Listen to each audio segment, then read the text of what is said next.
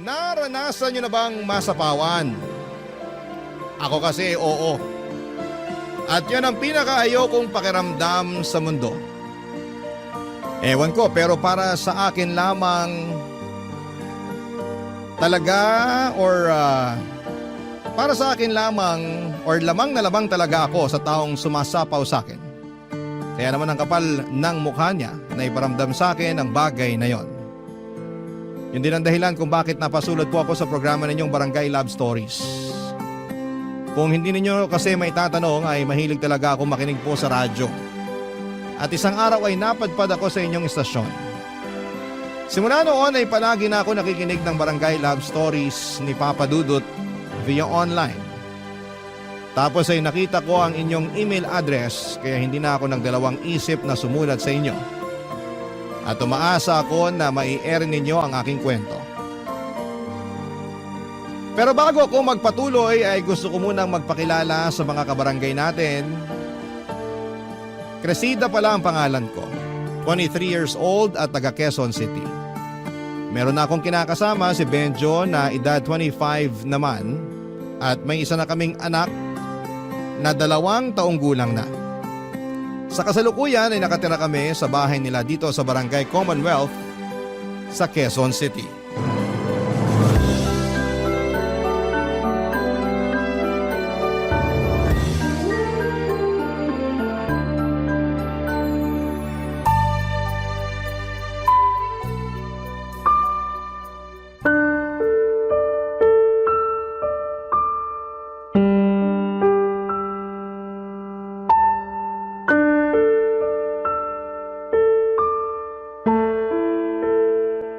Bebe, ano to? Alin? Itong nasa cellphone. Malay ko sa'yo. Malalaman ko kung sasabihin mo. Nakita ko lang naman na sandamukal na picture ng mga gwapo at machong lalaki yung pinupusuan mo. Yung iba sa kanila di ko pa kilala. Bakit? Kailangan ba kilala mo para pusuan ko? Hindi naman. Pero malay ko ba kung sino yung lalaking yun? Mamaya, sikat pala siya sa ibang website tapos… Pwede ba? Ginaya mo naman ako sa'yo? Ha? Anong ginawa ko? Tanong-tanong ka pa sa ating dalawa. Ikaw nga yung mahilig manood ng ganun. Ibahin mo ako. Hindi ako ganong klase ng babae. Normal lang naman sa aming mga lalaki yung mahilig manood ng ganun ah. Pero hindi ko pinupusuan yung mga babaeng napapanood ko dun kasi loyal ako sa'yo. Ikaw lang, sapat na. Ew, kadiri ka. Anong kadiri dun? Basta kadiri ka. Wag mo na ulit-uulitin yun Ang corny kasi. Parang eng-eng naman to. May nalalaman ka pang corny pero noon kilig na kilig ka kapag bumabanat ako sa'yo. Noon yun, hindi na ngayon. Kaya nga tigilan mo yan kung ayaw mo ikaw yung banatan ko. Sungit naman ito. Siguro may iba ka nang nagugustuhang lalaki, no? Ha? Pinagsasasabi mo? Mabalik lang tayo dito sa mga pinagpupusuan mo. Akala mo ba magandang gawain to? Lalo na't meron ka ng anak at kinakasama? Ano na lang sasabihin sa'yo ng mga makakilala sa pinagagagawa mo? Sige nga. Kung makapagsalita ka naman dyan, kita ko na yung ngalangala mo. Galit na galit, gustong manakit. Saka sa tono mo, para namang nakapatay ako ng tao, pumuso lang naman ako ng mga gwapo at machong lalaki sa Facebook. Alam ko na. Ano yun? Siguro naapakan ego mo, no? Ha? Ano yung ego? Ay, naku. Kahit kailan napakahina ng utak mo. Gamit-gamitin mo naman yan. Sige ka, baka kalawangin yan. Bakit kasi di mo na lang sagutin tanong ko? Kaysa naman dami mo pang ebas dyan. Talaga naman. Ano nga? Baka may iba ka ng kinalolokohan ha? Wala. Saka bakit ko naman gagawin yun pamilyado na ako. Tulad mo pa ako sa mga katrabaho mong kirengking. May asawa na pero pumapatol pa sa iba. Bakit naman sila napasok sa usapan? Gusto ko lang, bakit din ba? Saka imbis na pagbintangan mo ko ng ganyan, tinanong mo na ba sarili mo kung matino kang lalaki kaya hindi kita dapat palitan? Anong ibig mong sabihin? Lahat na lang ba talaga kailangan kong ipaliwanag sa'yo? Mag-isip ka naman mag-isa, huwag kang laging umasa sa akin, no? Anong magagawa ko?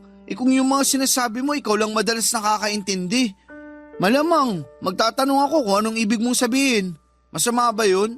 Oo, masama yun kaya itiko mo na lang yung bunganga mo. Mas mabuti pa yun kaysa magsalita ka ng kung ano-ano. Tamang bintang ka wala ka namang ebidensya. Saka hindi sapat na ebidensya yung nakita mong mga pinusuan ko dahil kahit sino pwedeng humanga sa ibang tao basta walang mali siya. Saka di pa ba sapat na sa'yo pa rin ako tumatabi sa gabi kahit na mabaho ka? Paano naman ako naging mabaho? Hindi ka kasi naglilinis ng katawan, amoy pawis ka palagi, kadiri ka. Lahat na lang talaga, Cressida. Amuin ko nga sarili ko. O ano, tama ako di ba? Ang baho mo. Oo nga no. Sige, maliligo muna ako.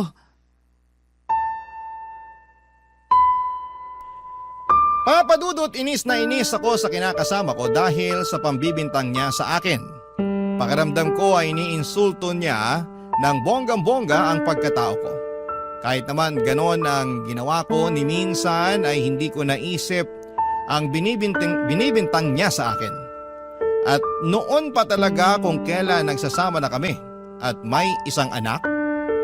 Matagal-tagal na rin kaming magkakilala ni Benjo. Siguro ay 18 anyos ako nang naging kami bago nagkaanak. Hindi ko na natapos ang aking pag-aaral dahil sa hirap ng buhay at naisipan ko na lamang na mag-asawa. Mahirap pa rin naman ang buhay namin kaya alam kong kagagahan yung ginawa ko. Samantala, nagtatrabaho bilang saddle stitch operator ang kinakasama ko sa isang pabrika. Mababa lang ang sweldo niya. Sapat lang palagi sa pangangailangan namin kaya nga wala kaming ipon at kadalasan ay nagigipit pa. Yun din ang rason kung bakit nakikisiksik pa rin kami sa kanila. Sa tagal naming magkakilala at magkasintahan ni Benjo, aminado ako na dumarating sa akin yung pananawa at pagkaumay sa aming relasyon.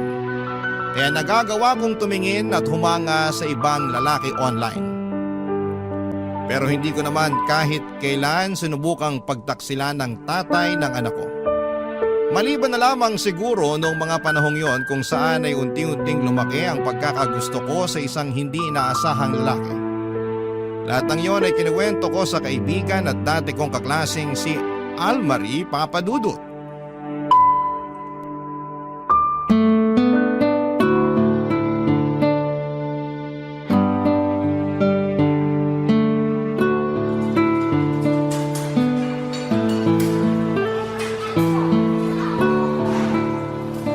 Naku, thank you kasi dinalaw mo naman ako at nilabas. Nung nakarang araw ko pa gustong kumain dito ng burger at fries. Pansin ko nga, panay ka shared post ng mga pagkain na gusto mong kainin. Kaya nag-chat na ako sa'yo na magkita tayo dito sa fast food.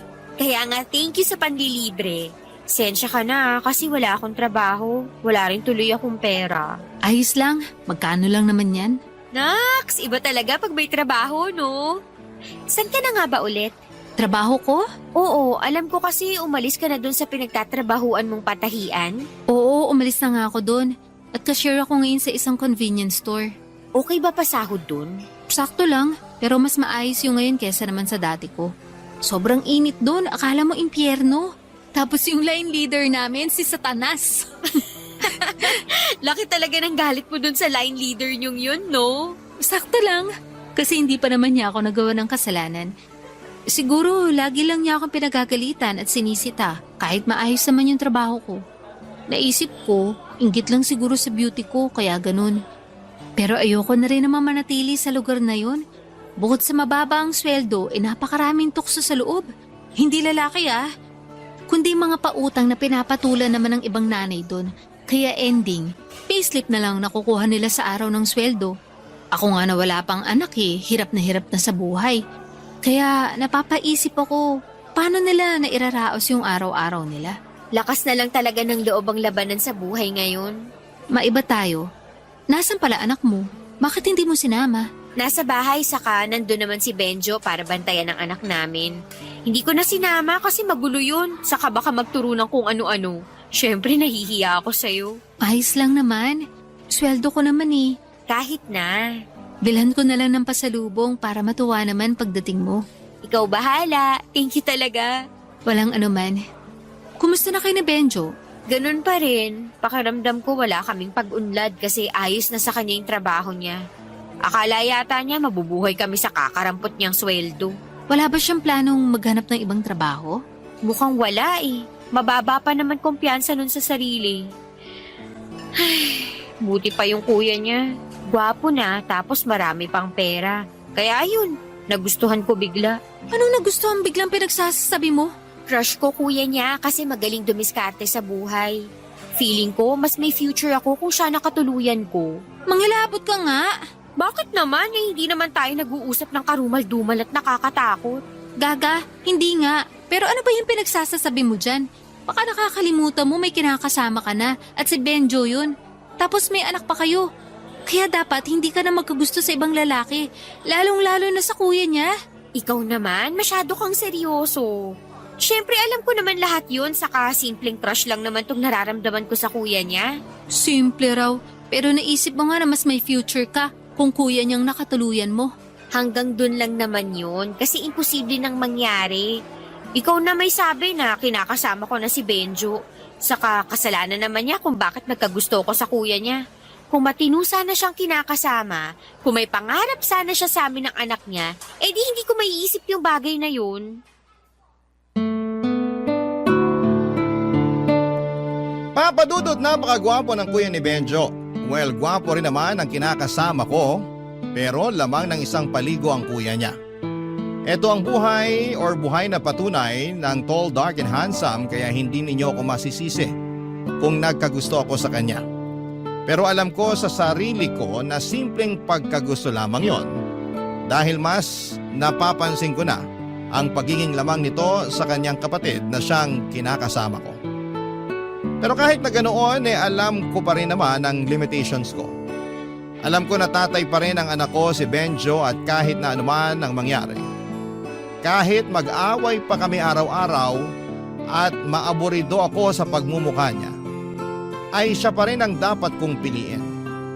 Kaya nga sa abot ng makakaya ko ay sinaway ko ang aking puso na mahulog ng husto at ma-fall in love sa kuya ni Benjo upang hindi na lumala pa ang aming sitwasyon. Barangay Love Stories. Barangay Love Stories. Papadudot, gaya ng sinabi ko ay pinigilan kong lumalim ang pagkagusto ko sa kuya ng aking kinakasama. Nandun yung todo iwas ako sa kanya dahil likas dito yung mahilig makipagkwentuhan. Kumpara kay Benjo at nagtatrabaho sa call center ang kuya niya at inggit na inggit ako sa sweldo nito dahil mas malaki kesa sa kinakasama ko. Ilang beses ko na rin sinabihan si Benjo na subukang mag-ahente pero ayaw niya kasi hindi raw siya magaling mag-English. At mas sanay na siya sa ginagawa niya bilang machine operator.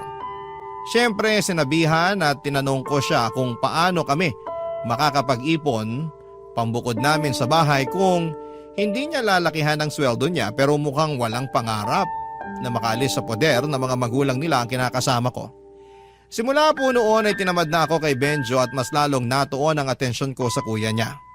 Kung noon ay iniiwasan ko pa ito, ay bigla na lang todo sip-sip ako sa kanya. Paanong hindi nakakahiram ako ng pera sa kuya niya kapag nagigipit ang pamilya namin ni Benjo, papadudot.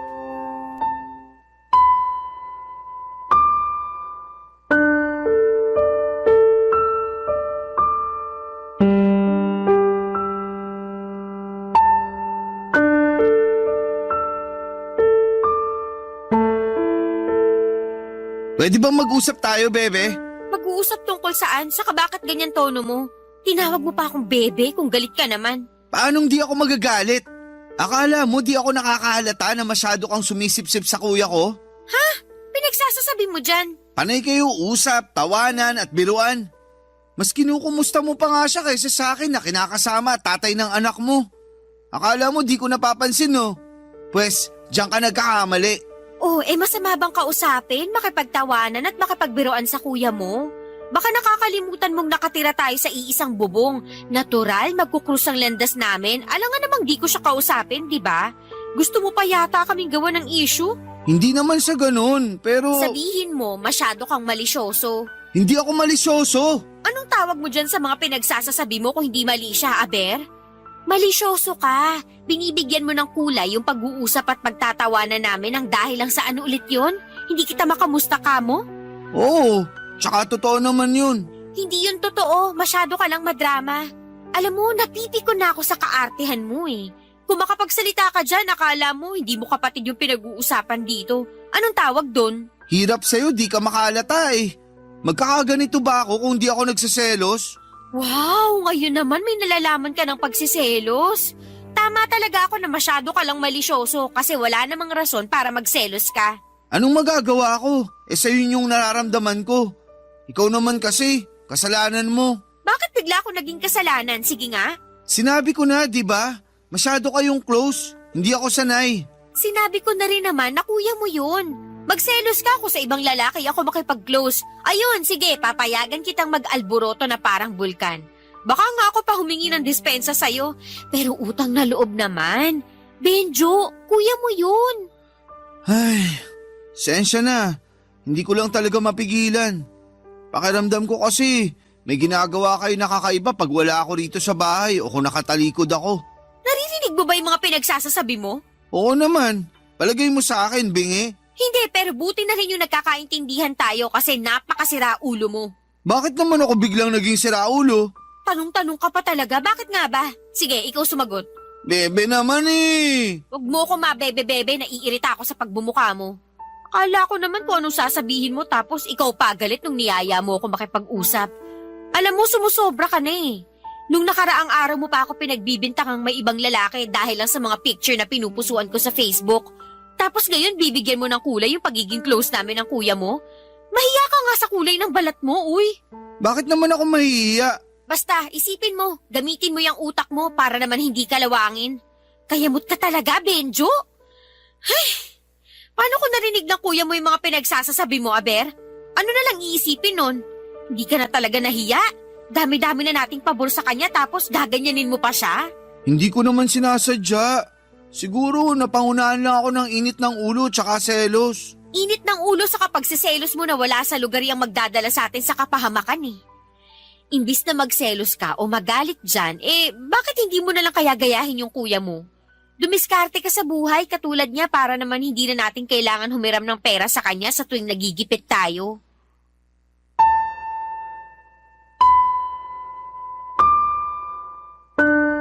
Papadudot, akala ko ay puro trabaho at yosi lang ang nasa utak ng kinakasama ko pero nagkamali ako dahil marunong din pala siyang mag-obserba. At yun nga ay nung napansin niya ang pagpapapansin ko sa kuya niya. Pero buti na lamang at magaling akong magpalusot at sa huli ay naidepensa ko ang aking sarili. Saka wala rin namang patutunguhan ang nararamdaman ko sa kuya niya dahil nga may anak na kami ng kinakasama ko. Sa kabilang banda ay paulit-ulit na sumagi sa isipan ko na sana nga ay kami na lamang ng kuya niya ang naging magkarelasyon. Tingin ko kasi ay mas may kinabukasan kami ng anak ko kung siya ang nakatuluyan ko. Pero gusto ko lang linawin na mahal ko naman si Benjo. Kaya lang dahil sa ugali niya na pabanjing-banjing at mukhang kontento na sa buhay namin, ay unti-unting naapektuhan noon ang damdamin ko sa kanya at sa aming relasyon. Kung may time machine lang sana ay gusto kong bumalik sa nakaraan para baguhin ang aking kapalaran. Imbes na si Benjo ay sa kuya niya ako makikipaglapit ng loob. Kaya lang ay mukhang hindi na mangyayari yon noong nagkaroon ng girlfriend ang kuya ng aking kinakasama, Papa Dudut.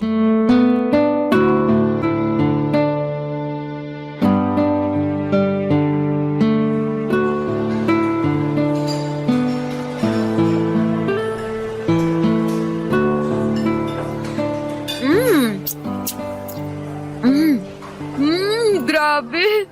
Sobrang sarap naman talaga nitong fried chicken at spaghetti nila. Paresan mo pa ng malamig na pineapple juice, solve na solve ang cravings ko. Hinay-hinay lang. Baka mabulunan ka eh. Sensya na, hindi pa kasi ako nanananghalian kaya gutom na gutom ako. Buti na lang talaga niyaya mo ulit ako na makipagkita sa'yo at thank you sa libre mo. Walang anuman. Pero bakit hindi ka pa nanananghalian? 3:00 na ng hapon oh. Bad trip ako eh. Kaya nawalan ako ng gana kumain sa bahay kanina. May nangyari ba? Huhulaan ko. Nag-away kayo ni Benjo. Sakto, rest day niya ngayon, di ba? Kasi linggo. Oo, kaya nga sa kanya ko ulit iniwan anak namin pero hindi kami nag-away. Bakit ka nga kasi na bad trip tapos nawalan ka pa ng ganong kumain? Sinong di mawawala ng gana? Sinama at pinakilala lang naman ng kuya ni Benjo yung girlfriend niya. OMG! May girlfriend na pala siya? Oo. Lahat nga kami nagulat kasi wala kaming alam na may nililigawan na pala siyang babae. Hindi man lang niya nabanggit o nakwento man lang kaya gulat na gulat talaga kami nung pinakilala niya sa amin kanina. Ayun, masayang-masaya naman sila, maliban sa akin. Alam ko kung bakit. Bakit? Siyempre, may gusto ko na dun sa tao. Tapos, ang sakit nung bigla na lang siya nagka-girlfriend. Oo, tama ka. Apektado buong sistema ko kaya nawalan ako ng gana kanina at nagsuka pa ako sa CR. For real? Oo. Pero hindi ka naman buntis. Gaga, hindi. Naka-IUD ako, no? Ayoko pa magbuntis ulit. Buti naman. Hirap mag-anak sa panahon ngayon, no? Kaya nga sinabi ko kay Benjo na wag niya akong tatangkaing buntisin dahil mananagot siya sa akin. Di naman sa ayaw ko na magka-baby. Pero sa hirap ng buhay tapos mahina pa dumiskarte kinakasama ko, wag na talaga munang mag-anak. Correct. Pero grabe namang epekto sa'yo nung revelation ng kuya ni Benjo para magsuka ka pa. Oo nga Saka hindi ko rin kasi inaasahan kaya, ayun, bumaligtad sikmura ko. Kumusta naman si girl? Yung girlfriend? Maganda ba? Hindi, pangit. Sobra ka naman sa pangit. Totoo naman Maputi lang pero mas maganda pa rin ako sa kanya. Siguro nga mas maganda ka sa kanya. Pero siya pa rin yung pinili ng kuya ni Benjo. Talo ka pa rin. Ewan ko ba? Totoo yata yung kasabihan na love is blind. Eyes can be blind. But heart can see ang peg ng love story nila. Pwede ba? Wag mo na nga ipagdiinan. Lalo ako nayayamot OA mo naman? May kinakasama ka na at anak, di ba? Gets ko na ma-hurt ka ng konti at magulat. Pero hindi na yung sobra-sobrang maapektuhan ka. Dapat kung may mararamdaman ka, ituwa. Kasi sa wakas, nagka-girlfriend na yung kuya ng kinakasama mo. Nakwento mo sa akin na wala ka mong nakarelasyon yun ng ilang taon matapos lokohin ng ex, di ba? Oo, pero hindi pa rin ako natutuwa. Alam ko naman na hindi ako dapat maapektuhan ng gusto. Pero ewan ko ba kung bakit ako nasasaktan at naiinis? Nasasaktan kasi nga may iba na siyang kinagigiliwang babae. At inis ako dun sa girlfriend niya dahil inagaw niya yung atensyon sa akin ng kuya ni Benjo. Kung bakit kasi bigla-bigla siyang umiiksena? Papadudot, hindi ko alam na may korsonada na palang babae ang kuya ni Benjo kaya nga gulat na gulat ako noong isang araw ay pumunta ito sa bahay kasama niya upang ipakilala sa amin. Ni hindi pa naman ako nakapagsuklay ng buhok o nakapagsuot ng panloob kaya nagkumahog pa akong pumasok sa magulo at maliit naming kwarto ni Benjo para ayusin ang aking sarili. Hindi nagtagal ay lagi nang sinasama ng kuya ni Benjo ang girlfriend niya sa bahay namin para tumambay. At kapag hindi niya ito sinasama sa bahay, ay kung saang magagandang lugar pasyalan at kainan niya ito dinadala. Papadudot lahat ng yon ay nakikita ko sa Facebook na pinopost ng kuya ni Benjo. Kaya naman inggit na inggit ako sa girlfriend niya. Sana kasi ako yon. At hindi ang pangit na babaeng yon, Papadudot. Barangay Love Stories. Barangay Love Stories. Papadudot sa araw-araw na lang na ginawa ng Diyos. Lagi kong napapansin na nasasapawan na ako ng girlfriend ng kuya ni Benjo. Kahit na wala naman siyang ginagawa sa akin. Nakikipagplastikan lamang ako upang pakisamahan siya pero sa totoo lang ay sorang-sora na ako sa pagmumukha niya. Oo, mabuti lang siya at makinis ang balat palibase di aircon ang pinagtatrabahuang opisina pero ako pa rin ang mas maganda sa aming dalawa. Ako pa rin ang mas may kwentang kausap kesa sa kanya na puro lang cellphone. Ako pa rin ang mas masarap magluto sa amin samantalang siya ay walang alam kundi ang kumain. Di na katakataka na lumobo ang katawan niya pero sa kabila ng lahat ay gustong gusto pa rin siya ng kuya ng kinakasama ko. Ewan ko ba.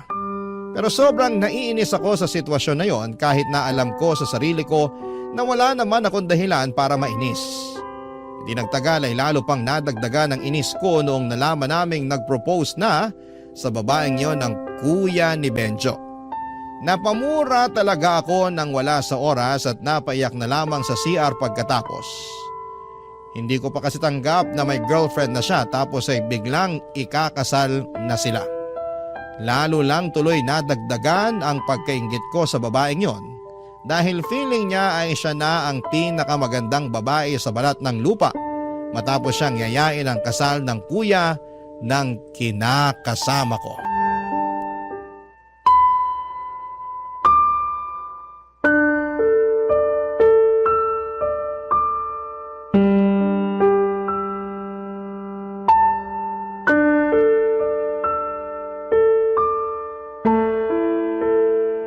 Grabe si kuya, no?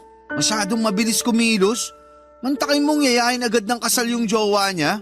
Halatang ayaw na talaga niyang pakawalan. Oo nga eh. Oh, bakit naman ganyan tono mo? Ano bang problema sa tono ko? Ewan ko. Kaya nga tinatanong kita kasi para kang wala sa mood. Masakit lang ulo ko tapos daldal ka pa ng daldal dyan. Hindi ba pwedeng tumahimik ka na lang muna para naman pumayapa yung paligid ko? Wala naman akong ginagawa sa'yo kaya huwag ka sa akin magalit. Masyado ka. Nagkikwento lang naman yung tao. Ayun na nga. Kwento ka ng kwento eh, alam ko naman na yan. Baka nakakalimutan mo, nakasama niyo ako nung sinabi ng kuya mo na niyaya niyang magpakasal yung jowa niya. Tapos uulit-ulitin mo pa? Bakit ba kasi nagagalit ka? Masama ba na ulit-ulitin ko? Masama kasi naririndi na ako. Krisida naman eh. Benjo naman. Mahirap bang intindihin yung sinabi ko? Ano? Ayaw mo na namang gamitin utak mo? Siguro ang kapal na ng kalawang niyan kasi hindi na talaga gumagana. Sobra ka naman magsalita. Parang hindi mo ako kinakasama kung insultuhin mo ako ah. Hindi kita iniinsulto pero kung yan ang nararamdaman mo, problema mo na yun. Bakit ba kasi hindi ka nagmana sa kuya mo na madaling makaintindi, magaling dumiskarte sa buhay? Huwag mo nga akong ikumpara sa kuya ko. Nakakapanliit naman yun. Ganyan nga, manliit ka kasi totoo naman yung mga sinabi ko. Alam mo napakamalas ko sa'yo. Anong ibig mong sabihin? Kasi nakilala pa kita at pumayag ako magpaligaw sa'yo. Kasi ikaw pa naging tatay ng anak ko. Kung hindi siguro nangyari yun, maayos-ayos yung buhay ko kumpara ngayon. Sana hindi lang palaging sapat sa atin yung kinikita mo. Sana palaging may sobra para naman hindi na tayo madalas magipit. Oh, kita mo? Kipit na naman tayo ngayon dahil walang panggatas yung anak natin. Tapos hindi na ako makahiram sa kuya mo kasi mukhang nag-iipon yata siya ng pera pang kasal nila ng babaeng yun. Magiging asawa na ni kuya yung babaeng yun na sinasabi mo. Kaya tawagin mo siya sa pangalan niya. Wala akong pakialam. Pansin ko, ang init ng dugo mo sa kanya. Inaano ka ba niya? Ano bang pinagsasasabi mo? Akala mo kasi sa akin hindi marunong mag-obserba eh. Akala mo di ko napapansin na nakikipagplastikan ka lang sa girlfriend ni kuya? So what? Wala ka namang pakialam kung nakikipagplastikan ako sa kanya.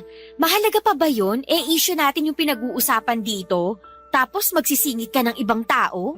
Di ko alam, nag-uusap pala tayo. Ano bang akala mo sa ginagawa natin? Nagpe-prayer meeting? Akala ko kasi nag-aaway tayo dahil sa tono ng boses mo. Anak naman ng lintik. Kanina mo pa talaga pinapakailaman yung tono ng boses ko, no? Pwede bang kumalma ka lang? Masyado kang mainit eh. Mukha mo pakalmahin mo sa kakasalanan mo kung bakit ako nagkakaganito. Paano naman naging kasalanan ko? Kung nanahimik ka na lang sana, di hindi ako magagalit sa'yo. Hirap sa'yo, hindi mo alam kung kailan dadaldal o kung kailan dapat itikom yung bibig mo. Nakakairita ka talaga kahit kailan. Bebe naman. Huwag mo nga akong tawagin yan. Huwag ka na kasing magalit sa akin. Mas marami akong dahilan para magalit sa'yo kaysa hindi. Kaya kung ayaw mong madagdagan pa pagkaaburido ko sa pagmumuka ko, manahimik ka na. Papadudod, hindi na ako nakapag-control ng damdamin at tuluyan na nga yung sumabog ng mga panahong yon. Lahat ng hinanakit at sama ng loob ko kay Benjo ay nasabi ko ng isang bagsakan sa pagtatalo namin. Sobrang bigat kasi sa kalooban, nadalhin na mag-isa ang mga problema ng aming pamilya na hindi naman niya nakikita o napapansin. Maling-mali yata talaga na siya ang pinili kong pakisamahan kaya nga araw-araw sa pagising at pagtulog ko ay nagsisisi ako ng husto, Papadudot. At dahil gusto kong pangatawanan ang sama ng loob ko kay Benjo ay nag-alsa balutan ako. At binitbit ang aming anak ng araw na yon. Umuwi kami sa maliit na inuupahang kwarto ng nanay ko kasama ang aking stepfather at 5 nilang maliliit na anak. Wala namang magawa si nanay noong pinagsiksikan ko ang aming sarili ng anak ko sa bahay nila. Pero isang araw pa lamang ang nakakalipas ay hirap na ako. Mabuti na lamang at dinalaw ako doon ni Almarie kaya meron akong napagkwentuhan na mga pinagdaraanan ko, Papa Dudut.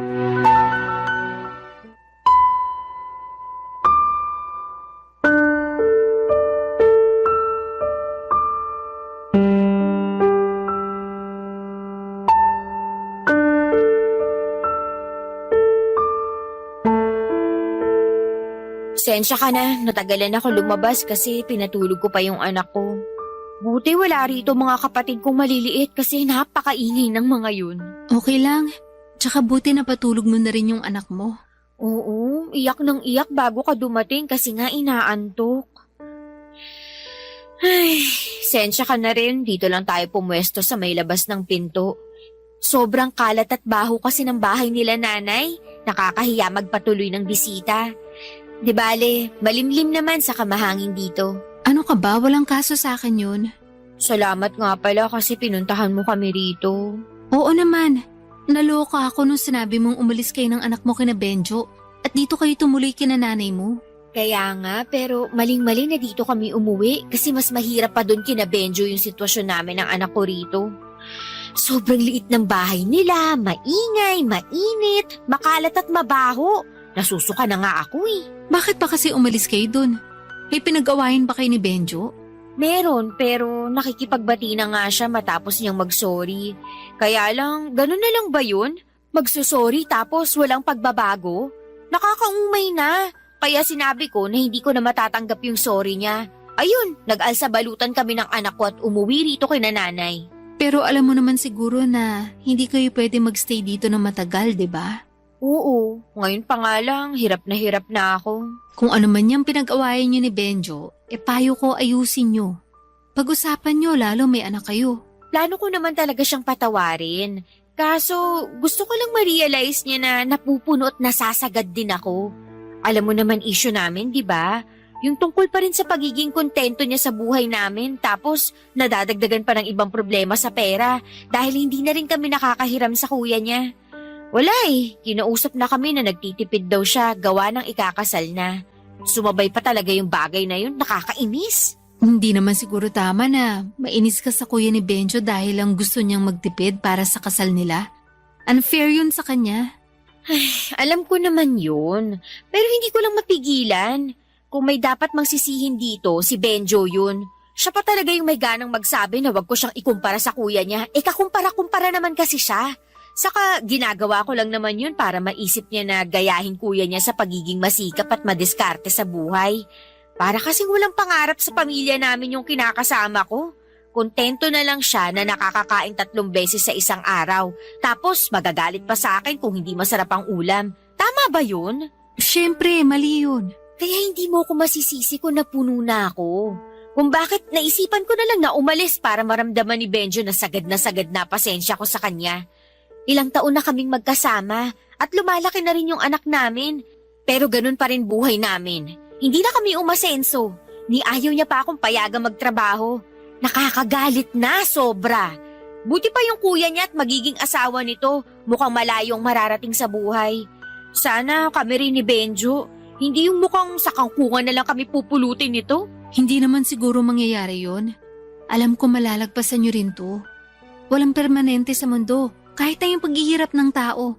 Basta mag-usap lang kayo na mabuti ni Benjo at bigyan mo siya ng palugit. Siguro naman makakapag-isip na siya ng matino. Kasi alam niya na pwede kayo mawala sa kanya ng tuluyan pag nagpatuloy pa yung ugali niyang yun.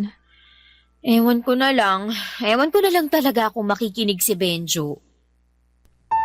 Papa Dudut, kahit gusto kong umasa na magbabago si Benjo ay mas nananaig pa rin sa akin ng kawalang pag-asa ng mga panahong yon.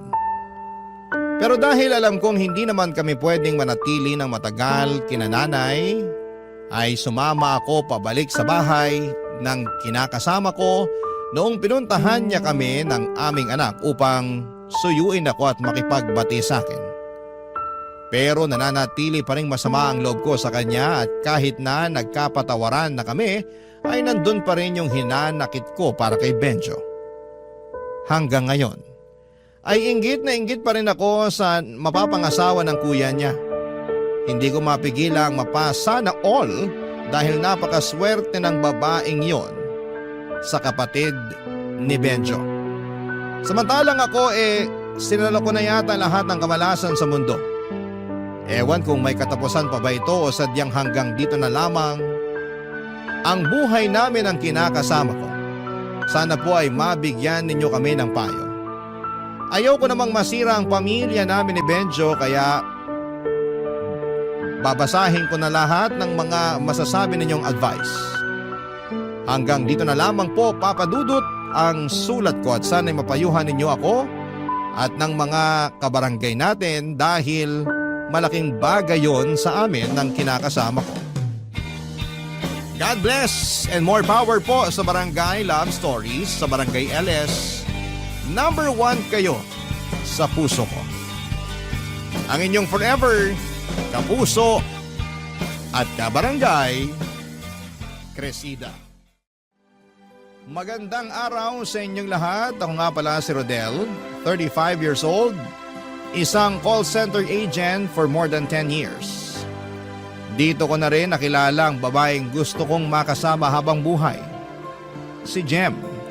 Kaedad ko lang siya, bagong agent siya at napunta sa aming team. Doon kami nagkapalagayan ng loob. Palagi kaming nagkakasama na naging dahilan para mahulog kami sa isa't isa. Hindi naman mahirap ma-in love sa isang katulad ni Jem. Mabait ito at maalaga. Bonus na rin na maganda siya at balingkinitan. Naging bukas na libro kami sa isa't isa at nalaman kong isa siyang single mom sa 2 batang lalaki. 2 years na siyang hiwalay sa kanyang naging asawa na si Henry, 55 years old. Dati raw niyang teacher noong college si Henry noong nagkakilala sila at naging sila after makagraduate. Mahigit 10 taon din silang nagsama bago tinapos ni Henry ang relasyon nila. Hindi naman nagloko si Henry. Sadyang may mga relasyon lang na kailangang tapusin bago tuluyang masira pa. Saka kung hindi naman sila natapos ay hindi naman kami makakapagsimula ni Jem. Yun nga siguro ang plano ng Diyos. Nung naging kami ni Jem ay unti-unti ay pinakilala niya ako sa 2 anak niya at nung una ay pinakilala ako bilang kaibigan. Nakiband ako sa kanila tulad ng isang kaibigan. Dahan-dahan lang syempre hanggang sa masanay na sila sa presensya ko. Inaral ko talaga kung paano pakisamahan ang mga bata. At nakuha ko na ang tamang timpla. Isang araw, pinakilala na ako bilang stepfather nila. Hindi namin sila nakitaan ng pagrebelde. Naiyak nga ako nung niyakap nila ako at sinabing masaya sila para sa amin ng mama nila, Papa Dudut.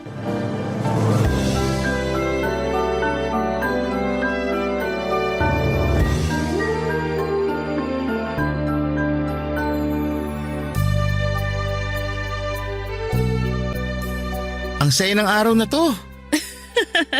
Kanina mo pa sinasabi yan. Oo na. Alam kong masaya na para sa'yo tong araw na to. Sorry kung paulit-ulit ako ha. Hindi ko lang talaga in-expect na magiging ganito kasaya ang araw na to. Akala ko simpleng banding lang ang magaganap sa amin ng mga anak mo. Hindi mo inakala na ipapakilala na kita sa mga anak ko bilang boyfriend ko? Hindi talaga. Pero alam mo, ang tagal ko nang hinihintay na ipakilala mo ako sa kanila bilang boyfriend mo. Kaya lang syempre, hindi naman kita pwedeng pilitin na gawin yun dahil mahirap makakuha ng tiyempo. Ako rin naman, dati pa kita gustong ipakilala.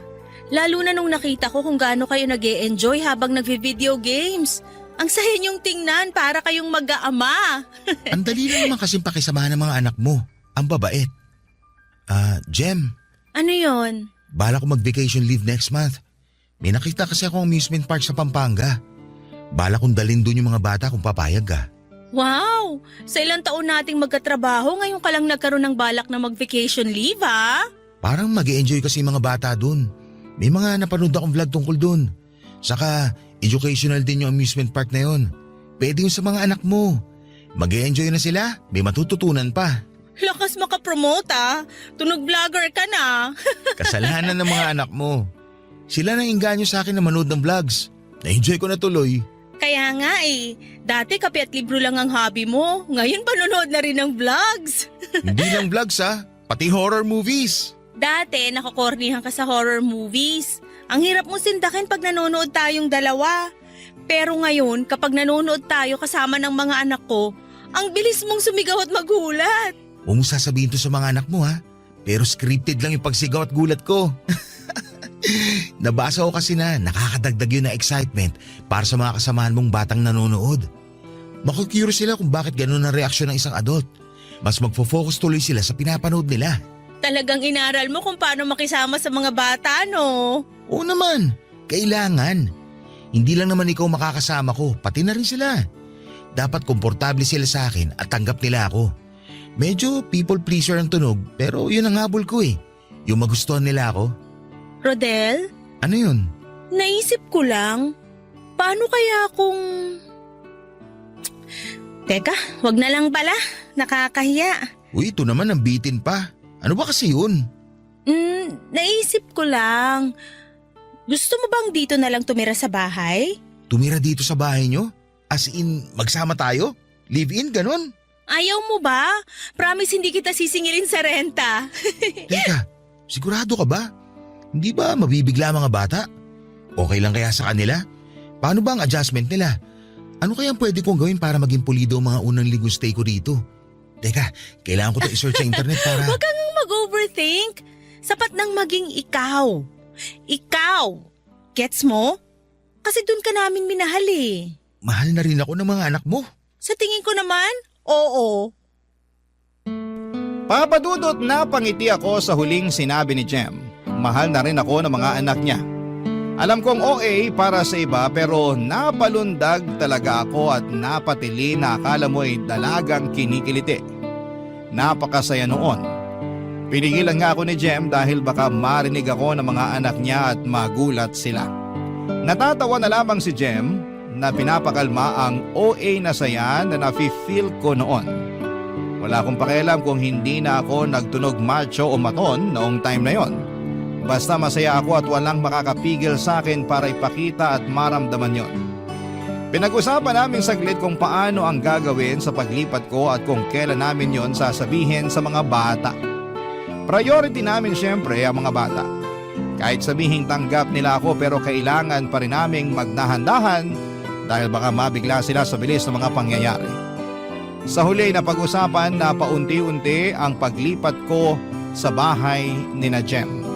Isang beses sa isang linggo kung mag-sleep over ako roon para masanay na sila sa presensya ko. Hanggang sa mga sumunod, naging 2 hanggang naging 3 at nag-iiwan na rin ako ng mga maliliit na gamit ko roon. Doon nga napansin na nila na madalas na ako doon na natutulog. Kaya nagtanong na rin sila. Naging honest naman kami sa pagsagot. Ang sinabi ang plano naming mag-live-in na. Natuwa sila at hindi man lang nakitaan na nabigla sila. Mukhang inaasahan na nila na magsasama kami ng nanay nila. Naiyak pa nga ako dahil sinabi nilang masaya sila na doon na ako titira. Dahil meron nang magbabantay sa kanilang mag-iina. Yun naman talaga ang bala ko. Ang bantayan at protektahan silang mag-iina. Papadudot.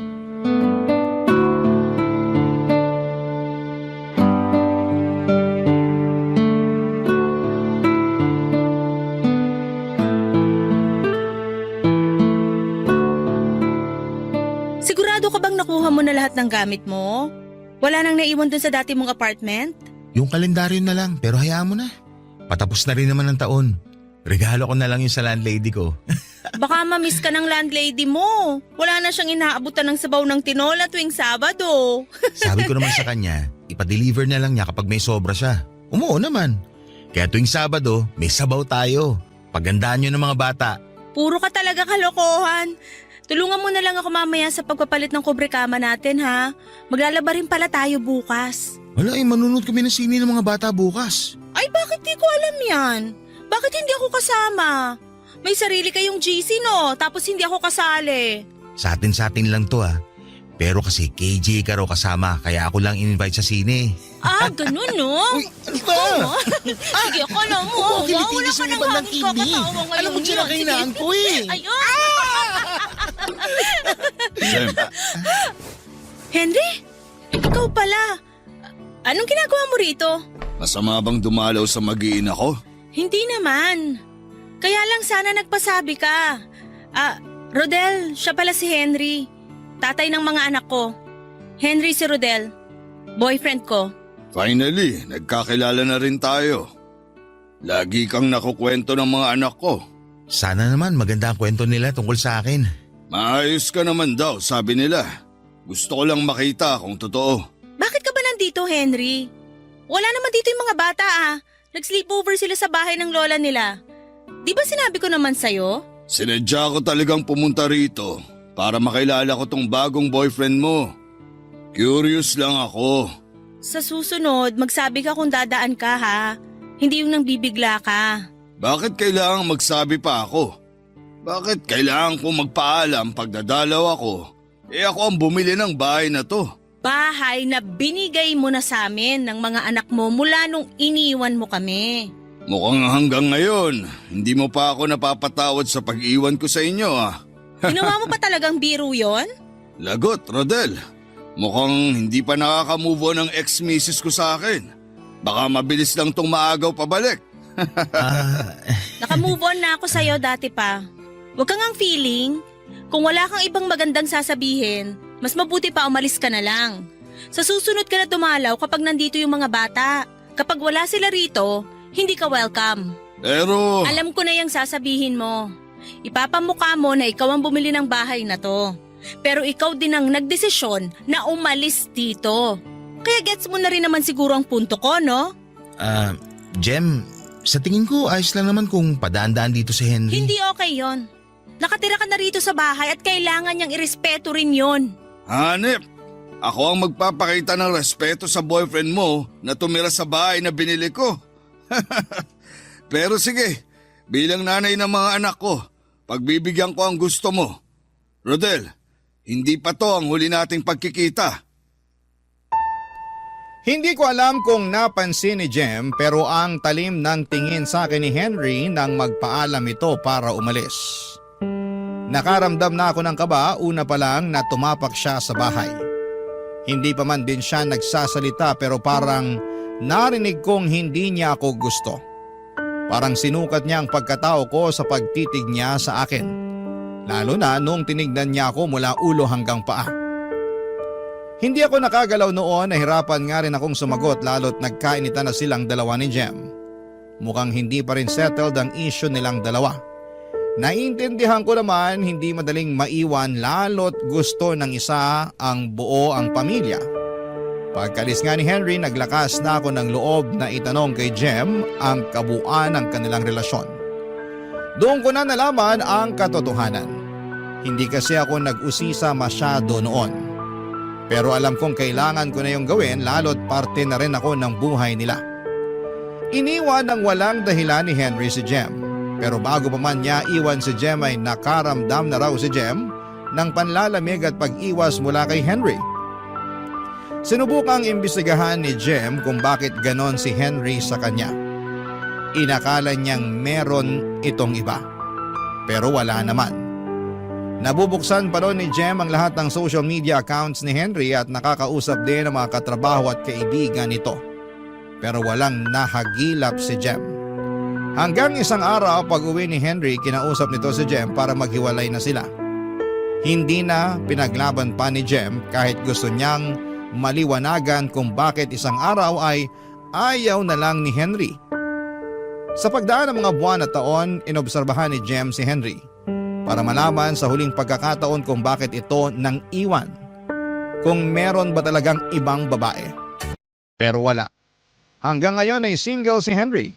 Hanggang ngayon, hindi alam ni Jem kung bakit siya nito iniwanan. Barangay Love Stories. Barangay Love Stories. Nung sinabi ni Jem na naka-move on na ito kay Henry, pinaniwalaan ko yon. Ramdam ko naman na mahal niya ako at sa akin na siya nagpaplano ng buhay niya. Sa akin na siya nakakaramdam ng selos. Bilang isang lalaking very sensitive pagdating sa pangangailangan at emosyon ng isang babae, masasabi kong naibibigay ko ang lahat sa kanya at nararamdaman kong sapat na yon para kay Jem. At lalo ko pang ginagalingan araw-araw para ipakita sa kanya na karapat dapat ako sa kanya at sa mga anak niya. Sa mga anak niyang napamahal na rin ako kahit sa maiksing panahon pa lamang ng pagkakakilala sa kanila. Kay Henry naman ay sinusubukan ko pa rin siyang kilalanin at tansyahin at madalas na itong nagpupunta sa bahay. Tinutuon naman niya ang pangako kay Jem na magsasabi ito bago pumunta sa bahay. Hindi na siya nang bibigla at saka dumadalaw lamang ito sa bahay kapag ando ng mga bata. Nakakatuwang ang makita si Henry na nakakabanding ang mga anak niya. Bigla ko naalala ang tatay ko. Hindi ko kasi na-experience ang ganon. Kung masaya ako na merong mga katulad ni Henry na kayang maging present sa mga anak niya. At pangako ko balang araw kapag nabiyayaan kami ni Jem na mga anak ay magiging present din ako. At sisiguraduhin kong maibibigay ko lahat ng kailangan nila hanggang makayanan na nilang bumukod sa amin. Isang gabi maulan, nakaharap namin muli si Henry. Hindi pa ito makauwi kaagad dahil wala itong mabook na sasakyan. Kaya nakausap pa namin siya sa kusina habang nagkakape, Papa Dudut.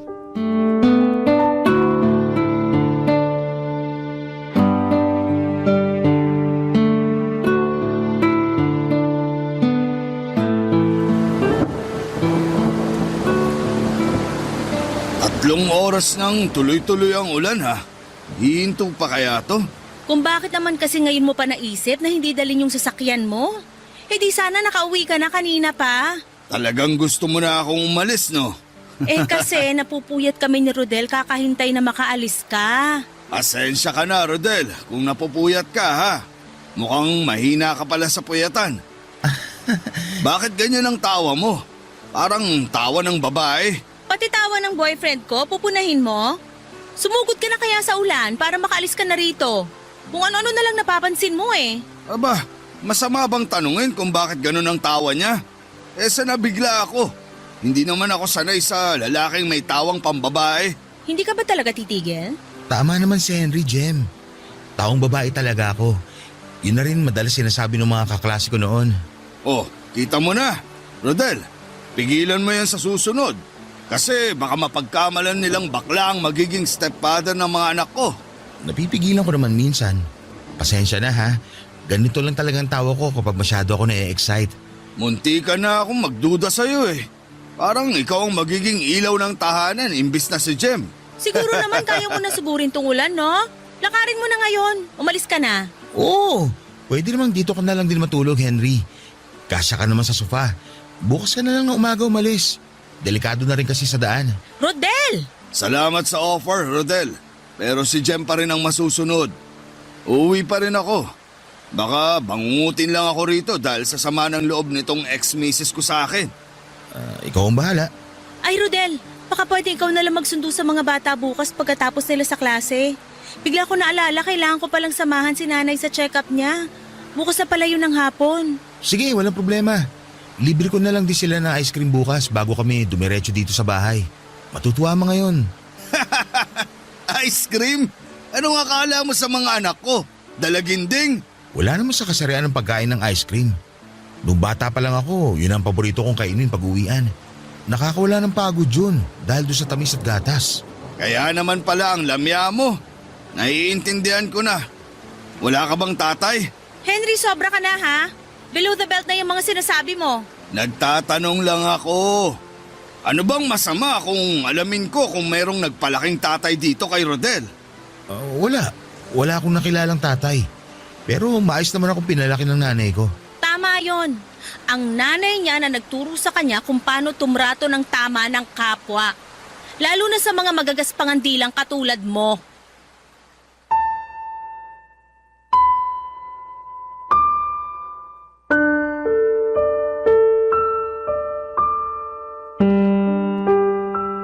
Papadudot nagpatuloy sa pagtatalo sina Jem at Henry. Samantalang ako ay hindi ko alam ang gagawin. Ni hindi ako makatingin isa man sa kanila lalo na kay Henry. Tama naman siya.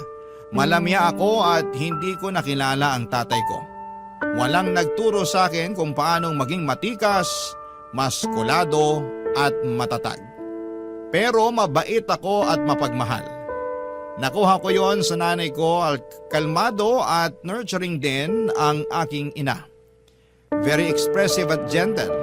Lahat ng mga yon ay nagustuhan sa akin ni Jem na mga namana ko sa nanay ko. Kaya nga mabilis ko siyang napaibig. Yun nga rin daw ang nagustuhan niya lalo para sa mga anak niya. Pero pagdating kay Henry, kulang yon. Mali yon. Hindi ko naman may paliwanag kay Henry na hindi ko kayang abutin ang mga ine-expect nito para sa akin. Gusto ko lang maging ako. Baka naman pwede na yon. Pinagdasal ko na matapos na ang pag-ulan. Hindi ko na rin kaya pa ang makaharap si Henry. Mas lalo lang akong nanliliit sa tuwing nakikita ko siya. Lagi akong takot, laging nanginginig kapag naririnig ko ang boses niya. Sa totoo lang ay bihira ang mga kaibigan kong lalaki na very masculine, tulad ni Henry. Karamihan, mga babae ang nakakasalamuha ko. Sa kanila kasi ako nakakakuha ng pag-unawa at mas naiintindihan ko sila. Hindi ako na-intimidate sa kanila. Kaya bagong experience talaga itong kay Henry para sa akin. Hindi ko alam kung hanggang kailan ako matatakot sa kanya at lagi naman akong pinagtatanggol ni Jem sa kanya. Kaya lang minsan ay nakakahiya na lalo't hindi naman daw yon ginagawa ng babae. Dapat ako ang nagpoprotekta sa kanya tulad ng pinangako ko. Pero bakit baliktad ang mga nangyayari, Papa Dudut?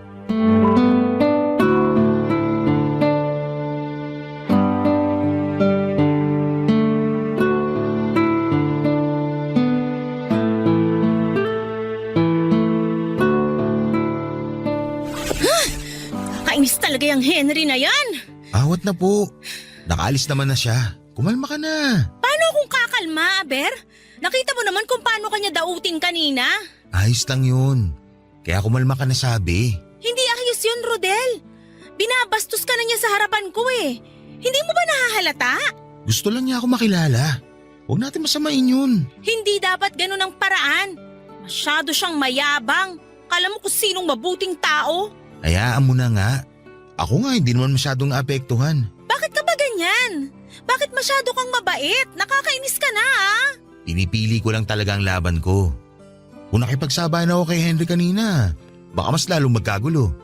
Saka baka mamaya, hindi na yung dumalaw dito sa bahay. Kawawa naman yung mga bata.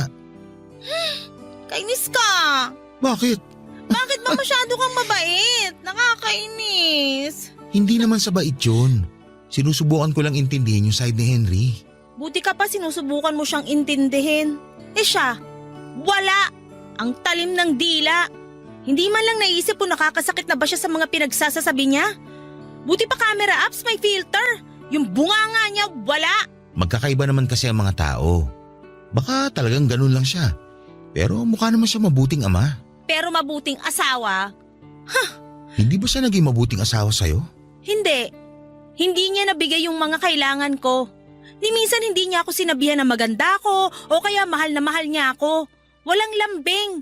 Ni minsan hindi niya ako pinost sa Facebook niya. Ni hawakan yung kamay ko kapag naglalakad kami o nasa date ayaw niyang gawin. Nahihiya raw siya dahil maraming nakatingin.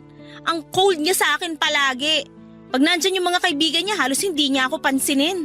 Sinabi mo ba yan sa kanya? Lagi nga naming napag-aawayan. Bakit daw hindi ako makontento na good provider and good protector siya sa aming mag-iina? Hindi niya maintindihan na bilang babae, gusto ko rin na nilalambing. Gusto ko rin na nasasabihan na maganda ako at mahal na mahal ako. Hindi ko kailangan ng lalaking laging maskulado at matapang. Words of affirmation and physical touch ang love languages ko. Yun naman ang sinasabi ko pero hindi siya nakikinig. Siya pa rin dapat ang masusunod kung paano ako mahalin. Tama ba yun? Ay, kaya siguro laking ginhawa na rin na iniwan niya ako. Kasi alam ko na hindi ko siya kayang iwan nun kahit na alam kong hindi ako masaya sa kanya. Sana naman makamove on ka na sa kanya ha. Ayoko maging rebound. Hindi ka rebound.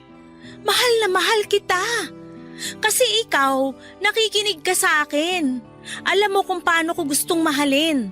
Ang lambing mo, ang gentle mo sa akin. Walang araw na hindi mo pinaramdam sa akin kung gaano ako kaganda at kung gaano ka kaswerte sa akin. Swerte naman talaga ako sa'yo. Hanggang ngayon nagtataka pa rin ako kung bakit akong pinili mo.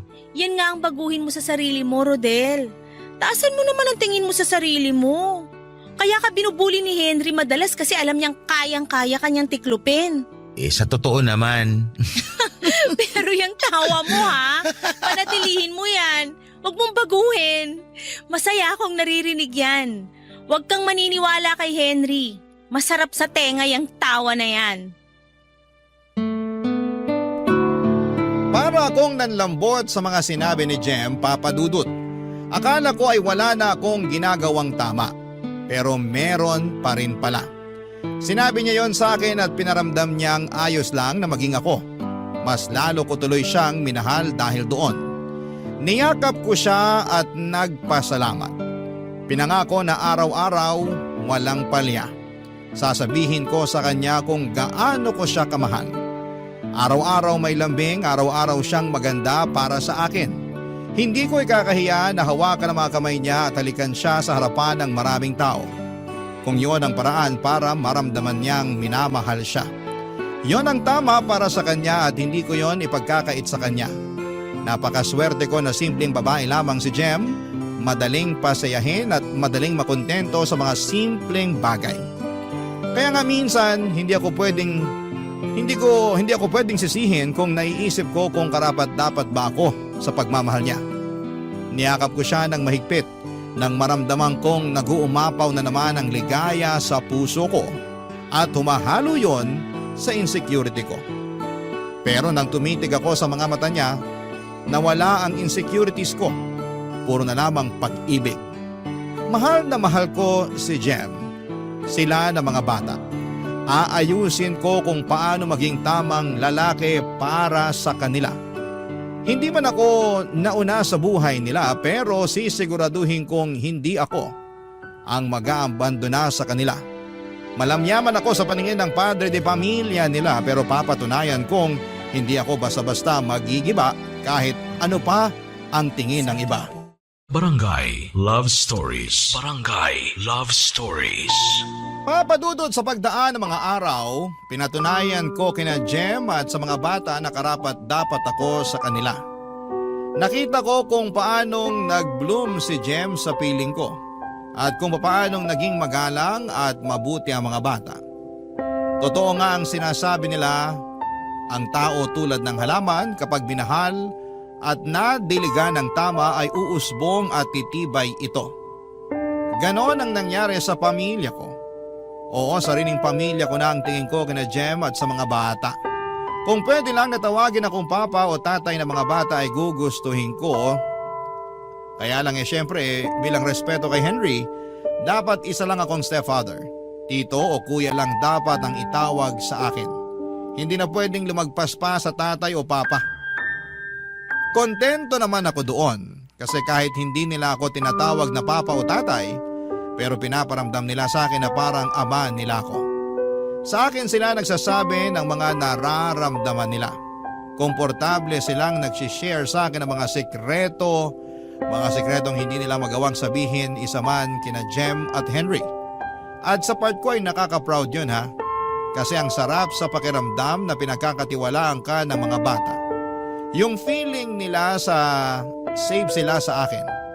Yun naman ang gusto kong iparamdam sa kanila palagi. Ang maramdaman nilang safe sila habang kasama ko. Ayos na sana ang lahat. Maganda ang dynamics namin sa bahay pero biglang nagbago ang lahat or nagbabago ang lahat kapag dumarating o biglang sumusulpot si Henry nang walang pasabi. Hindi nito sinusunod ang pinangako nito kay Jem na magsasabi muna bago dumalaw. At ginawa niya yon. Ginagawa niyang madalas kapag wala sina Jem at mga bata sa bahay. Mukhang ako talaga ang pinupuntirya niyang dalawin. Papa Dudut.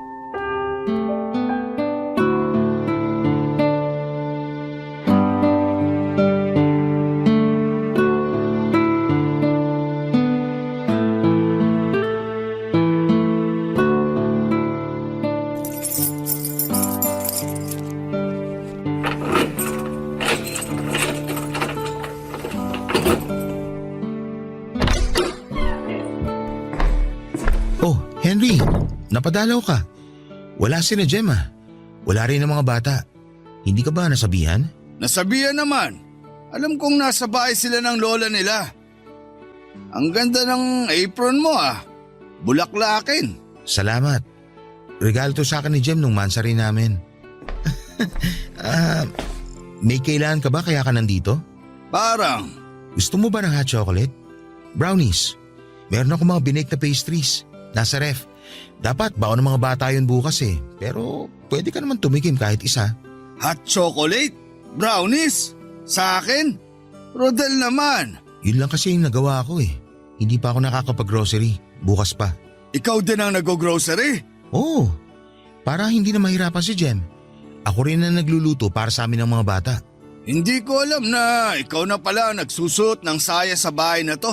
Nako, moderno naman na ang mundo. Wala nang kaso kung lalaki ang magluluto o mamalengke.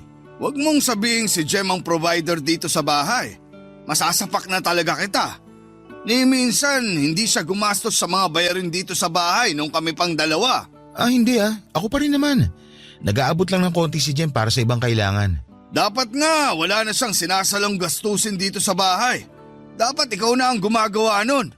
Ikaw ang lalaki. Ikaw ang mag-provide. Si Jem naman ang nag-i-insist na gawin yun eh. Kung ako lang masusunod, ayoko rin naman sana mag-abot pa siya.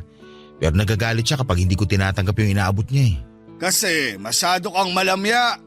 Kung magpapaka-alpha ka sa kanya, hindi yan mag-aabot sa'yo ng pera. E-enjoy na lang niya ang buhay prinsesa dito sa bahay. Hindi nga lang siya buhay prinsesa dito eh. Buhay reyna din. Kailan pa nag-ambag ng pera ang prinsesa sa bahay? Kakabasa mo yan ng fairy tale. At ikaw, Rodel, ha? Wag mong susubukang basahan ng mga fairy tale ang mga anak kong lalaki.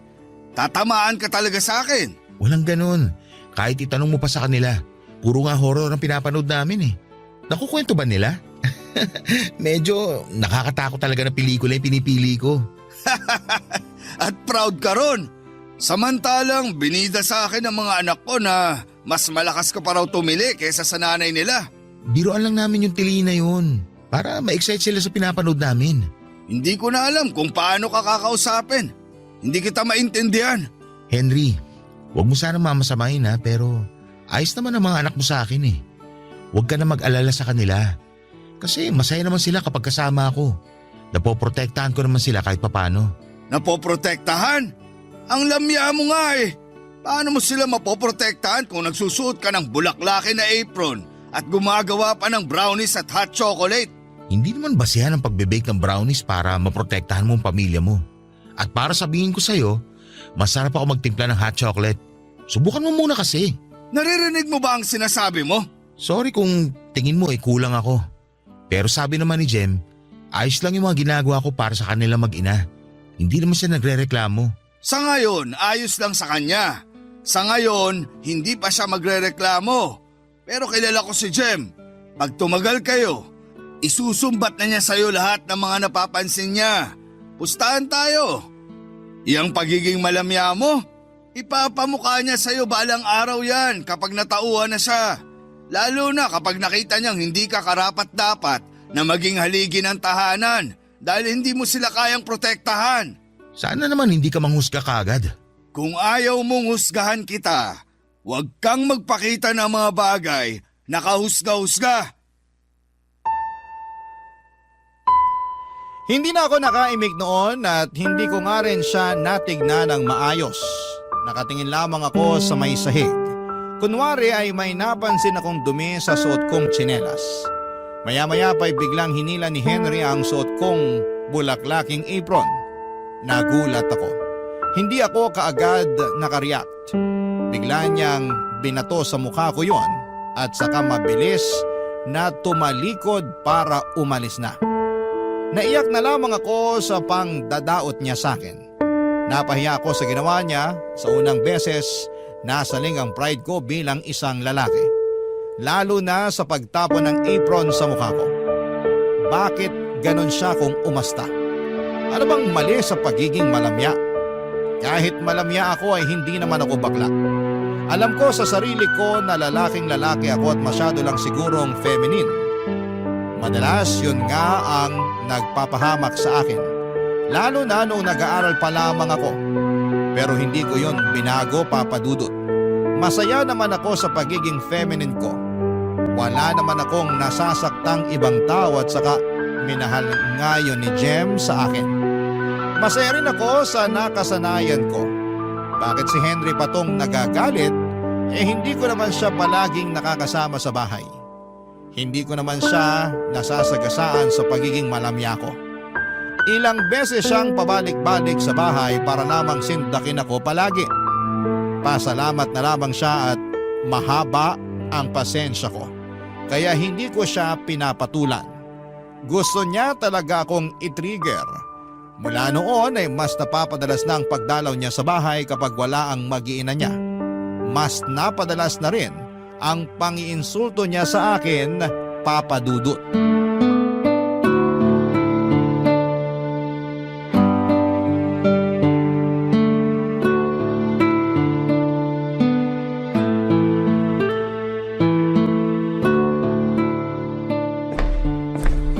Rodel, Wala sina Jem at mga bata dito. paulit-ulit ka na lang sa linya mong yan. Alam ko namang wala sila rito kapag dumadalaw ako. Hindi ako tanga. Pinapaalala ko lang ang usapan nyo ni Jem na dadalaw ka lang dito kapag nandito ang mga bata. Bakit? Isusumbong mo ba ako sa ex-missus ko? Hindi kita isusumbong sa girlfriend ko, huwag ka mag-alala. Ah, ganun ba? Akala ko kasi nakuha mo rin ang ugali ng ibang babae na chismosa. Umalis ka na lang Henry kung wala ka namang ibang sasabing importante. Magpaplansya pa ako ng uniform ng mga bata. Akala ko naman tigasin na. Taga-plansya ka na rin? Talaga ba? Bukas, ano na ang gagawin mo? Taga-manicure ni Jem? Marami nang ginagawa si Jem lalo't nagkasakit ang nanay niya. Kailangan ko siyang tulungan sa mga gawaing bahay. Kailangan mo siyang tulungan o talagang na-enjoy mo lang ang mga gawaing babae? Masama ba kung oo? Wala ka na talagang pag-asa. Tapatin mo nga ako Henry. Nako, pati pagtatalak ng babae, kuwang-kuwa mo na rin.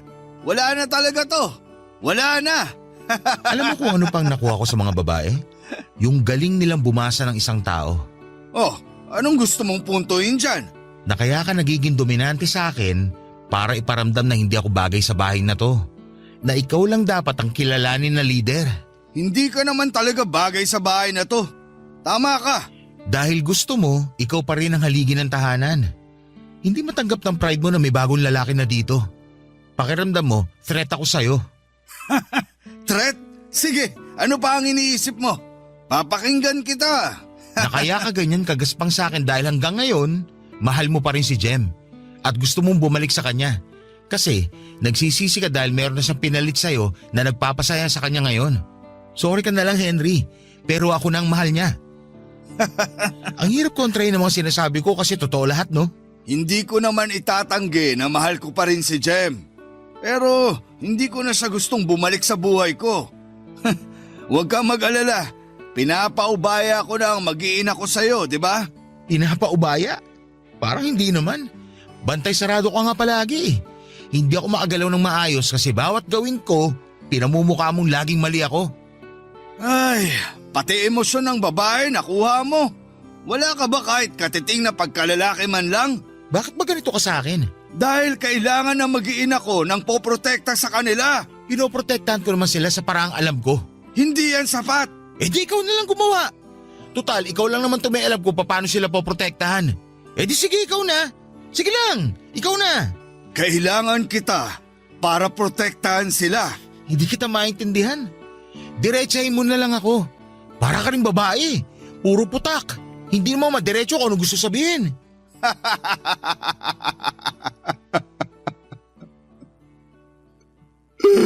Oh, Henry, ayos ka lang? Sorry kung may nasabi akong hindi maganda. Hindi ko yung sinasadya. Rodel, may tahaning na ang buhay ko. Ano sabi mo? Kaya kailangan kitang maging matatag para makayanan mong maging haligi nila. Dahil hindi ko na alam kung hanggang kailan ko yun magagawa para sa kanila. Teka, alam ba to ni Jem?